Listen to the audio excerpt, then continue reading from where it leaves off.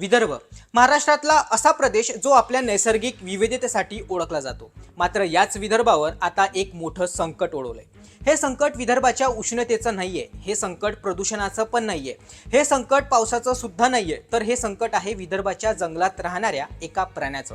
आणि तो प्राणी आहे वाघ. होय, वाघ म्हणजे विदर्भाची खरी अस्मिता. मात्र आता विदर्भात मानवी वस्तींवर वाघांच्या होणाऱ्या हल्ल्यांमध्ये मोठी वाढ झाली आहे. या संदर्भात वनमंत्री गणेश नाईक आणि महसूल मंत्री चंद्रशेखर बावनकुळेंनी मंत्रालयात नुकतीच बैठक घेतली. वाघ आणि मानवाचा संघर्ष काही नवा नाही. वाघाच्या हल्ल्यात ज्यांचा मृत्यू होतो त्या कुटुंबियांचा आक्रोश दरवेळेस मुंबईच्या मंत्रालयात पोहोचतो. या आक्रोशावर विचारमंथनही केलं जातं, परंतु कवडीमोल भाव असलेल्या मानवाच्या मृत्यूंचा आकडा काही कमी होत नाही. विदर्भाच्या चंद्रपुरात ही परिस्थिती अधिकच भयावह झाली आहे. एकट्या मे महिन्यात चंद्रपूर जिल्ह्यात वाघाच्या हल्ल्यात 11 जणांचा मृत्यू झालाय. वर्ष 2021 ते 2025 दरम्यान चंद्रपूर जिल्ह्यात 173 नागरिकांनी वन्य प्राण्यांच्या हल्ल्यात आपला जीव गमावला. यात 150 जणांचा मृत्यू वाघाच्या हल्ल्यात झालाय.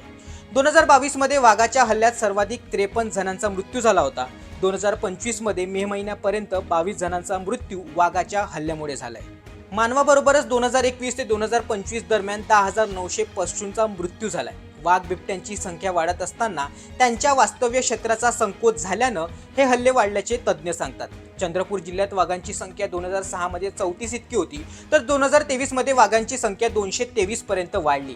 वन्यजीव समृद्धी टिकावी, वाघांची संख्या वाढावी हे अत्यंत आवश्यक आहे, यात कुठलीच शंका नाही. पण माणसांचे जीवही तितकेच महत्त्वाचे आहे. सहजीवन हा निसर्गाचा नियम, यात कुणा एकाचा जीव जाता कामा नये आणि हे पाहणे संबंधित यंत्रणांचं काम आहे.